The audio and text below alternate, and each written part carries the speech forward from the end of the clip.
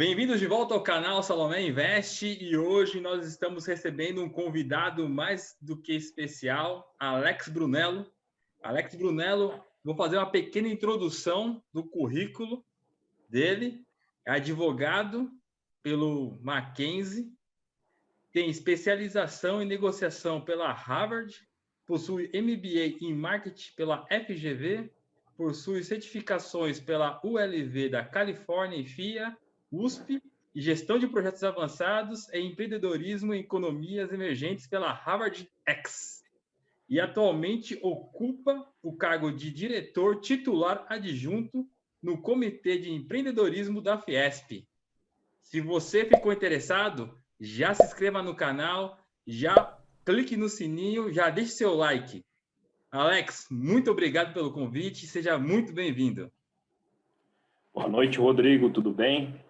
Tudo Eu que bom. agradeço a oportunidade aí de compartilhar algumas coisas. Sem dúvida nenhuma, já acompanho o seu canal e gosto muito do seu trabalho. E que eu puder contribuir com o meu conhecimento, com as minhas experiências, eu vou ficar muito feliz. Muito legal, muito legal. Alex, aqui o seu currículo é realmente impressionante e você tem um foco bem bacana na parte de empreendedorismo. E hoje você, além de ser empreendedor, você também é advogado. A primeira pergunta que eu quero fazer para você é a seguinte: hoje você atua como advogado e empreende ou não? Você só está na parte de empreendimentos? Não atuo mais com advogado faz algum tempo. Tenho uma assessoria jurídica para cada nicho de trabalho, sendo que eu tenho uma assessoria muito boa, até com colegas que se formaram comigo, mas hoje em dia eu não advogo. E essa decisão foi fácil de parar de advogar e partir só para o empreendedorismo? Foi uma transição natural, né? Foi uma coisa que veio por vocação e oportunidade, né? Eu comecei a trabalhar num grande escritório, na área, curiosamente, de negociação, uma área que posteriormente eu fui me especializar, e trabalhava numa célula de acordos. A gente fazia acordos para grandes clientes e negociava esses acordos, né? E aí eu tive também experiência com contencioso civil, outras áreas do direito, mas o meu principal foco nesse grande escritório era esse. E, naturalmente, com a confluência de vários fatores, inclinação para negócios, trabalhando com equipes que focavam muito em dinamismo, em ação, eu acabei convergindo para um lado mais de negócios, e do lado de negócios foi surgindo cada vez mais aquela veia empreendedora, né? E aí que veio o desvio do caminho, onde eu saí de uma carreira jurídica e comecei a, de fato, tentar empreender, tentar aprender, trabalhar com negócios, trabalhar com informação, trabalhar com tecnologia, trabalhar com vendas. E hoje eu vejo aqui que você já atua há 15 anos na área de TI, né? Focado na parte de cybersecurity. Na verdade, na área de tecnologia, a gente trabalha com todo tipo de negócio, mas a gente tem grande foco em telecoms. E nesse grupo, na Ecicom, a gente tem uma área nova que está trabalhando com cybersecurity, segurança de dados, adequando as empresas para as normativas novas da LGPD, né, que já existem na Europa, em outros países, onde você tem uma privacidade e um nível de segurança maior dos seus dados. Mas a Ecicom nasceu como uma consultoria de tecnologia fiscal, vendendo soluções para a área fiscal. Um dos principais carros-chefes era a MasterSaf, uma empresa que depois foi adquirida pela Thomson Reuters. E a gente ganhou muito corpo porque o sistema brasileiro é muito complexo, né? Com o surgimento das demandas de informação da Receita, lançamento do SPED obrigatório, SPED fiscal. Uhum. A gente tomou muito corpo com isso e a gente tinha já Oracle, SAP, grandes soft houses atrás, né, que a gente representava como canal de vendas. Legal. E me diz uma coisa, me conta aí como que foi o início, já fora da advocacia, já atuando pela essa parte aí de TI, vamos dizer assim. Foi um desafio, né? Se se por um lado eu tinha uma certa vocação, uma naturalidade para entender negócios, para discernir entre diferentes formatos e opinar, a área de tecnologia ela tem muitas peculiaridades. Você lida com perfis de um lado muito técnicos, né, muito técnicos, que alguns deles inclusive têm algumas características específicas de relação interpessoal, tornando o tipo de gestão muito distinto. Né? E você trabalha com pessoas muito articuladas e rápidas em termos de negócio. Então, é um ambiente muito mais dinâmico, né? Tem esse desafio e tem as diversas linguagens que você fala com os diversos tipos de técnicos e a constante mudança da tecnologia, né? As atualizações, as novas linguagens, novas codificações, até mesmo o surgimento de Bitcoin, todas essas inúmeras novidades que todo ano surgem na tecnologia, até fraudes novas, formas de controlar bancos de dados, hospedagem nova, evoluções da inteligência artificial, isso dá uma dimensão muito grande, cria uma gama de variáveis que é difícil de administrar, difícil de estar atualizado, difícil de acompanhar. Então, na transição para a tecnologia, eu senti muita diferença em relação a isso. No dinamismo, trabalhando com leis, códigos que foram escritos há 10, 20 anos e que demoram para evoluir, e entrando num mundo onde tudo era muito mais veloz, era uma gama muito maior de mudanças, num espaço muito menor de tempo e uma linguagem completamente nova. Então, foi muito desafiador para mim. E me diz uma coisa, pelo lado, né, tem o desafio, mas como você tem, né, como você falou, já uma vocação natural, uma facilidade de comunicação e a formação de advogado, como que essa formação, né, da parte de direito, de advogado, de comunicação, você utilizou de forma benéfica para essa transição? Primeiro a parte da retórica, né? Que você tem, como advogado, desenvolver uma característica de ter a retórica em ordem, mesmo sob pressão, conseguir se expressar usando silogismos lógicos perfeitos, causa raiz, consequência, e demonstrar de uma forma clara sempre o que você está falando. Eu acho que isso é um asset assim, fundamental em qualquer carreira. Né? O poder da comunicação, às vezes, é subestimado. E o advogado, na maioria dos casos tem uma grande retórica, normalmente ele peca pelo excesso. Porém, hoje a gente vê uma nova geração, uma galera que tem a retórica muito forte e que, inclusive, é base para outros profissionais se inspirarem no tipo de comunicação objetiva, simplificada, com silogismo lógico e com concatenação de ideias de uma maneira ordenada. Né? Você consegue aferir muito mais a parte de causa e consequência e os silogismos lógicos. Legal, legal. E me diz, eu estou vendo aqui o seu currículo, que é impressionante, e aí eu estou vendo que você investiu, porque investir não é só investir, né, no mercado financeiro, você investiu bastante aqui em especialização, né? Então, na parte de negociação pela Harvard, MBA, em marketing pela FGV. Me diz uma coisa, como que você foi atrás desse investimento para aprimorar toda essa parte aí que a faculdade de Direito não te dá, né? Não dá para quem é advogado? Eu acho que todo advogado não tem muita noção de como gerir um negócio, como administrar e como entender a cabeça do cliente, do consumidor, né?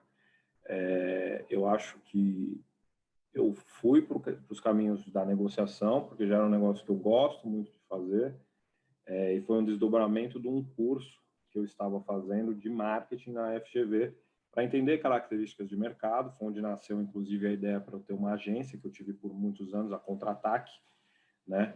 Infelizmente, na pandemia, a gente teve um processo de retração, mas a gente teve ela durante quase 10 anos. Então, foi uma filha aí que eu tive muito carinho por ela e foi fruto de uma dessas minhas decisões de investir na educação para entender mercado, para saber administrar, para saber tudo aquilo que falta na formação jurídica, que apesar de você entender contratos, negócios, obrigações, deveres, você perde um pouquinho a parte de se comunicar, entender melhor seu cliente, seu público, entender como que o mercado reage.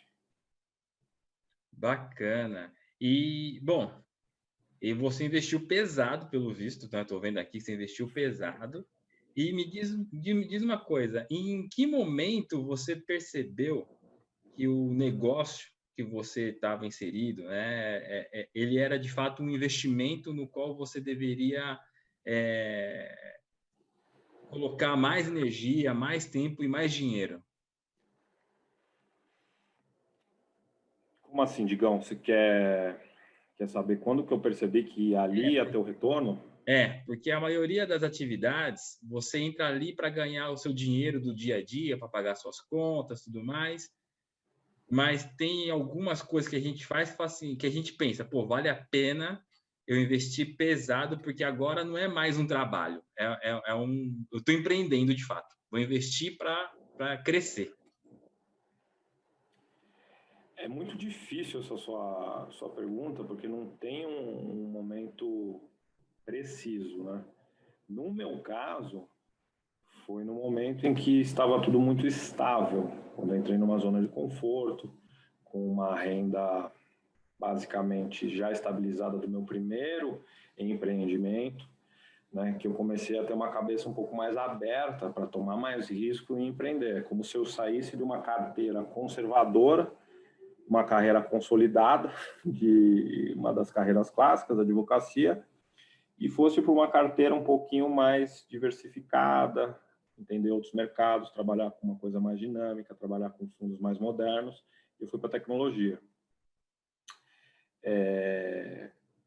Eu não consigo precisar o momento em que eu vi que fazia sentido, mas de repente as coisas começaram a se encaixar em função, principalmente, da consistência nas atividades, né? Todo esse investimento em educação seria desperdiçado se não tivesse a alocação desse conhecimento na prática. E foi isso que fez com que eu fizesse essa transição. Não sei se eu estou respondendo a sua pergunta, Sim. mas não teve um momento que eu percebi, falei, bom, Uma aqui eu vou ruptura. investir dessa maneira, aqui eu estou com folga, mas eu entrei numa zona de conforto, numa transição de carreiras. Quando eu entrei nessa zona de conforto na área de tecnologia, aí eu consegui pensar em agência, pensar em fundos imobiliários, pensar em retrofit, pensar até nas minhas outras atividades como diretor de empreendedorismo, learning chair, todas essas coisas que eu já fiz também. Mas foi quando eu tive um certo conforto mesmo e as coisas foram crescendo, foram se encaixando, foram se ampliando. Durante a conversa, você disse que algumas decisões que você tomou na sua carreira quando você decidiu investir no ramo que você está hoje foi por conta de oportunidades. E eu percebo que você é um cara que sempre está atento a novas oportunidades. Então, além da parte de TI, você tem uma parte de gerenciamento imobiliário, né, fora do Brasil, e teve a agência aí a Contra-Ataque. A minha pergunta agora é como que você avalia a oportunidade e você vê se ela vale a pena ou não correr o risco de você investir o seu tempo e seu dinheiro nela? Tem várias respostas aí, eu posso te dar várias perspectivas, porque nas minhas decisões atrás de boas oportunidades, eu segui modelos diferentes. No carro da tecnologia, eu vi uma oportunidade legal em função do surgimento de novas obrigações e de tecnologia que a Receita demandava a todas as empresas de médio para grande porte, né? Teve um momento aí que a gente começou com nota fiscal eletrônica, com SPED e tal, que eu falei, meu, isso aí vai estourar, né? Oceano Azul, né? Não tem muita gente em cima, tem poucas empresas que estão se dispondo a fazer isso bem, né? Na parte de agência, foi algo que eu descobri durante o curso de marketing, que eu tinha uma aptidão para campanha, para comunicação, para direção de arte. E eu falei, por que não transformar uma dessas minhas vocações e paixões em uma forma de eu ganhar também dinheiro, criar uma outra caixinha lá e agregar. No caso dos comitês aí de empreendedorismo, nas entidades de empreendedorismo, eu acho que foi uma evolução natural do meu interesse por comunicação e mercado, marketing na acepção mais pura da palavra, né? Eu comecei a ter prazer em entender novos negócios, e isso vai na raiz da sua pergunta, que você fala assim, pô, mas como você analisa tantas coisas assim? É uma questão de paixão, uma questão de você ter prazer em entender a história das empresas, fundos que adquiriram empresas, por quê, como é que é o branding delas, várias marcas às vezes são conectadas pelo mesmo proprietário, pela mesma rede. Essa paixão de entender os modelos mais distintos de negócios e desde as aberrações até as coisas mais clássicas, entender a história de cada uma delas. Isso fez com que eu percebesse oportunidades, seja de uma maneira, como eu disse, como era no começo da carreira, um cara mais conservador, que eu percebi uma oportunidade em função do meu background legal, em função de observar uma movimentação de demanda do governo por tecnologia num determinado setor, seja mais para frente, onde eu enxerguei uma coisa que eu tinha uma certa vocação e paixão e comecei a investir mais tempo atrás dessa minha paixão. E, naturalmente, perseguindo coisas que eu gostava e que eu tinha um certo sucesso fazendo bem, eu acabei indo para a veia mais pura de empreendedorismo, né? Legal. E me diz uma coisa, né? Como você tem essa paixão, essa dedicação por saber, buscar informação, com certeza você passou por algumas situações que você acertou, assim, pô, eu estou investindo nisso, estou empreendendo nisso, estou acertando, e teve situações que você errou, seja por falta de experiência, seja por uma avaliação equivocada. Você poderia mostrar, né, explicar para a gente, pelo menos, uma situação que você fala assim, olha, eu tomei essa atitude e eu acertei na minha decisão, na minha avaliação, e uma situação que você errou, e por que você errou? Cara, você erra muitas vezes por impulsividade, no meu caso, falta de experiência e background técnico também, né? Por exemplo, imobilizei muito capital em imóvel, sendo que muito discutível se você precisa ser proprietário do imóvel onde você mora ou não. Já gastei dinheiro com caranga, né? Dinheiro, falei, meu, vou comprar um carro, que na verdade você está só queimando dinheiro, quanto mais alto for o seu patamar automotivo, maior é o nível da lambança, né? Então, eu já cometi muitos erros, por impulsividade, por decisões passionais, por falta de background até técnico para avaliar se era o melhor momento de mercado para alocar, para comprar, falta de uma visão mesmo sobre uma decisão. Eu não me cerquei de informações suficientes ou eu tomei uma decisão de uma maneira passional e não de uma maneira fria, né? Isso fez com que, naturalmente, eu cometesse erros. E acertos, eu tive alguns acertos legais, que muitos deles acabam se confundindo com sorte. Quando a gente pensa que um pouquinho antes dessa explosão do dólar, eu acabei investindo em imóveis lá fora, nos Estados Unidos. Você fala, pô, mas você deu sorte. Cara, eu estava preparado, era um negócio onde, ao contrário de outras decisões erradas aí que eu citei, eu estava cercado de informações, analisei não só a parte do sonho de ter alguma coisa assim, uma moeda mais forte, mais segura, mas tudo de uma maneira extremamente técnica e racional, né? E isso fez com que a gente criasse, com que eu criasse um modelo. Eu não gosto muito de falar na primeira pessoa, né? Isso é um problema até de educação, uma educação nipônica. Mas isso fez com que a gente escolhesse um modelo de negócio seguro, conservador, baseado num arcabouço assim, de informações técnicas sobre a evolução de mercado, sobre a força da moeda, sobre trabalho de geomarketing, sobre cultura, hábitos de locação, hábitos de uso do produto e serviço. Foi uma decisão muito legal. E as pessoas, às vezes, acham que isso foi uma oportunidade que caiu no colo, foi uma sorte. Foi logo depois da bolha. Não foi, mas foi próximo. Os imóveis tinham dado uma recuada, já estavam retomando, né, depois que a bolha explodiu.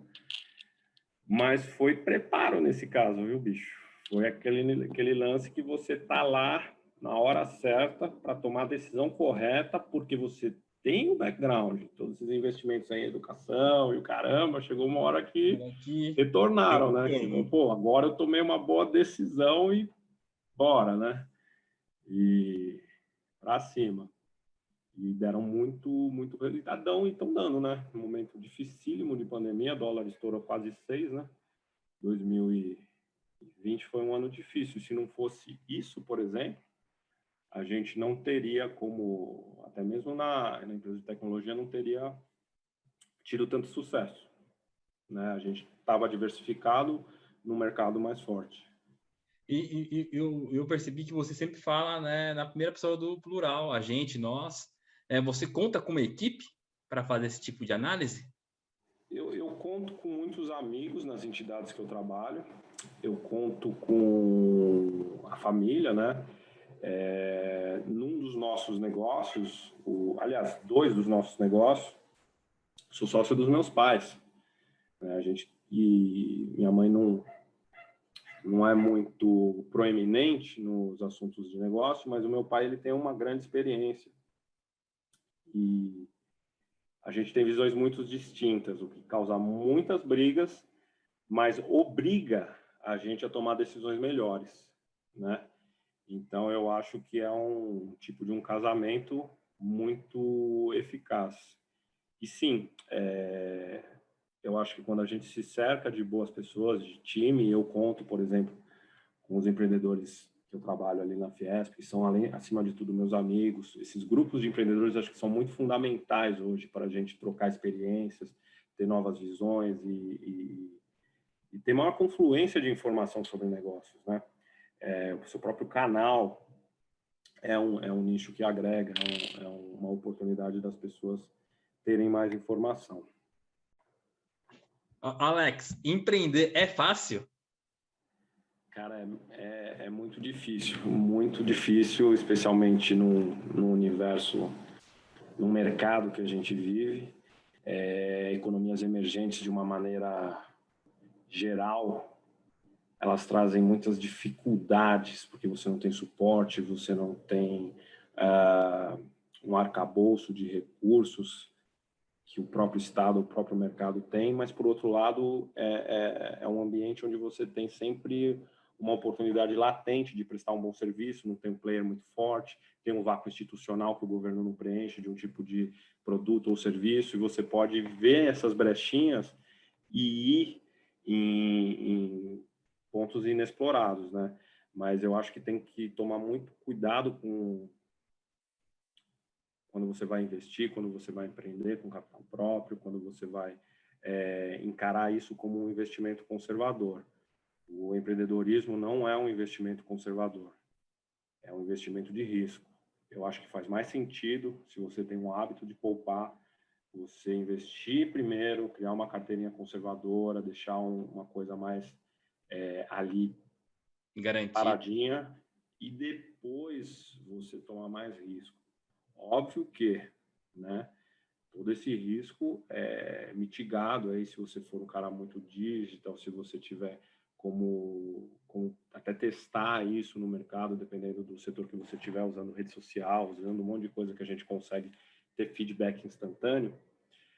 Tirando esses pontos e as grandes sacadas, ideias e execuções inovadoras, Eu acho que o empreendedorismo é um negócio que envolve um certo risco.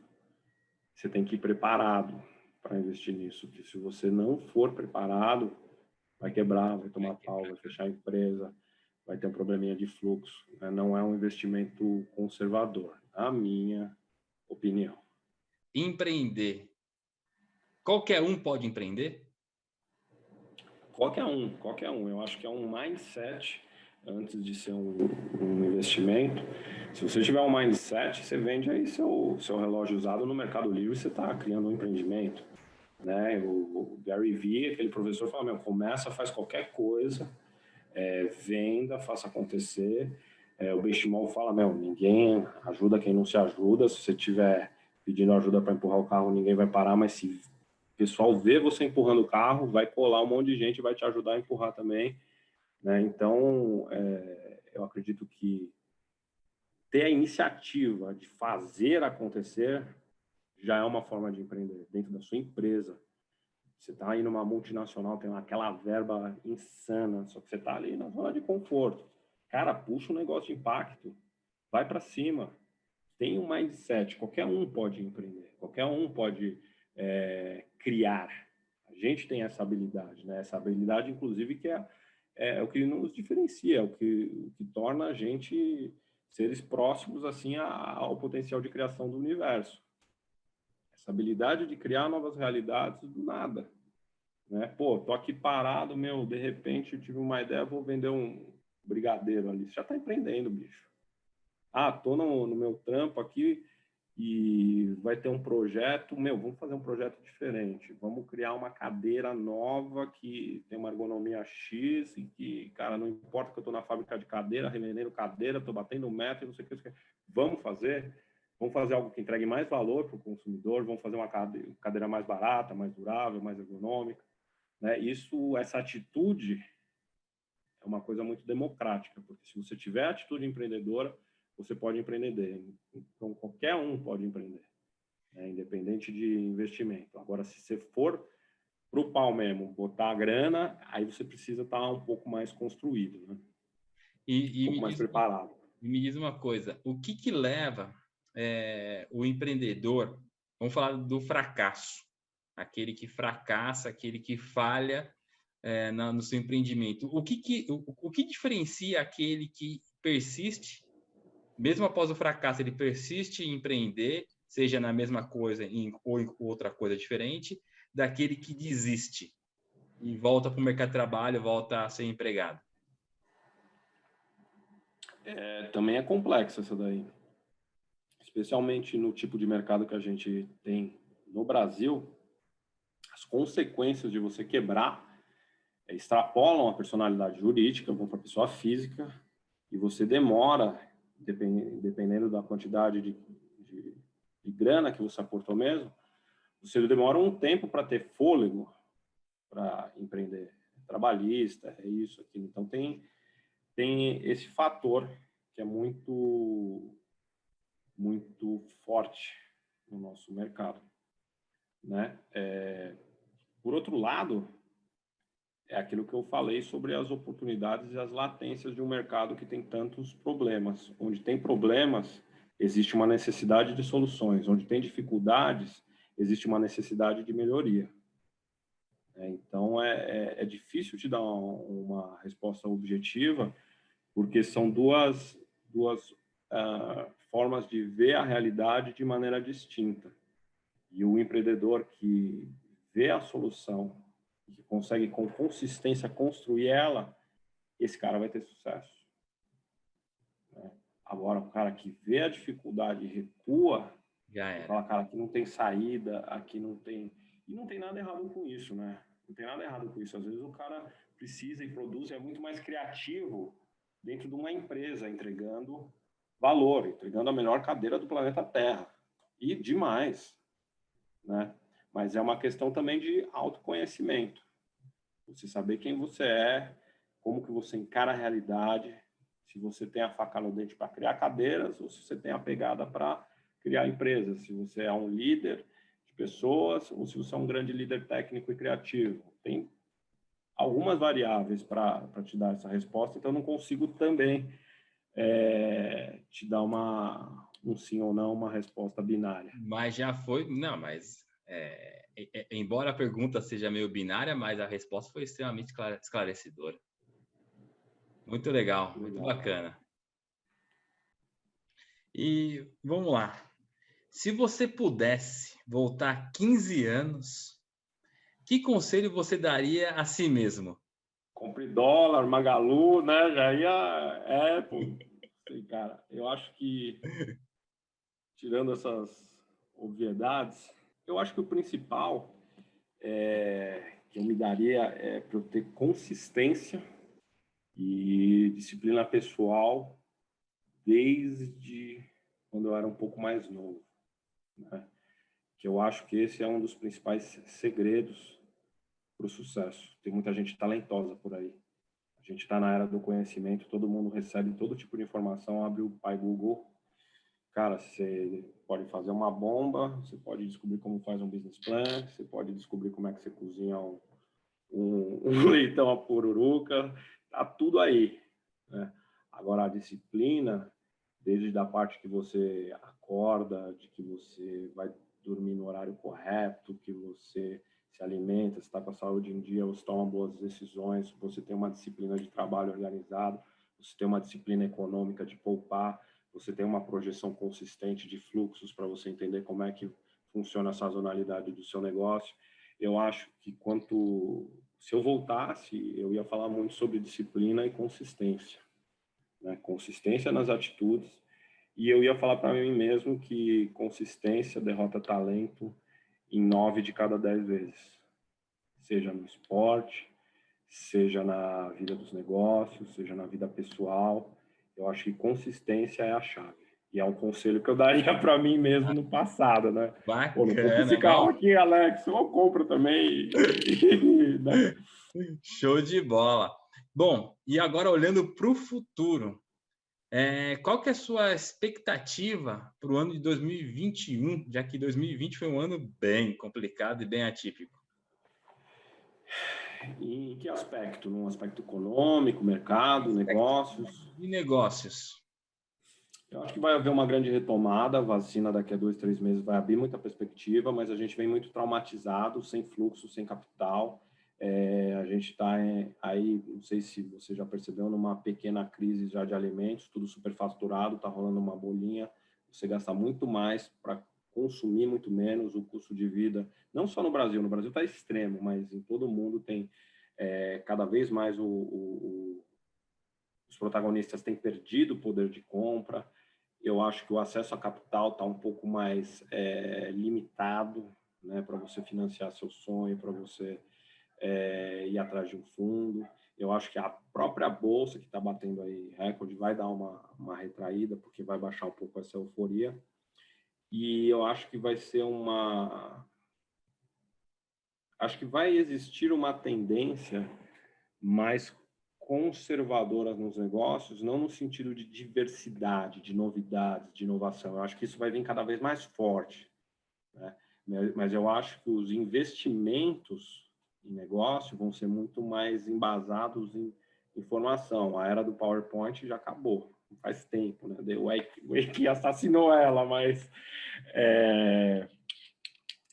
eu acho que cada vez mais a gente precisa de substância e profundidade para os negócios darem certo, apesar da gente estar caminhando para cada vez mais diversidade, inovação, e eu acho também que o mercado vai pedir, os negócios vão pedir cada vez mais soft skills, cada vez mais habilidades interpessoais, de liderança, de motivação, de extrair o melhor dos seus talentos. Eu acho que isso também é um outro movimento muito forte para 2021, e as pessoas vão começar a dar valor muito maior para esse tipo de habilidade, capacidade, e isso vai dar o tom de negócios que vão ter mais sucesso, empresas que são mais voltadas para a sustentabilidade, para a qualidade de insumos, para a coerência ambiental, para...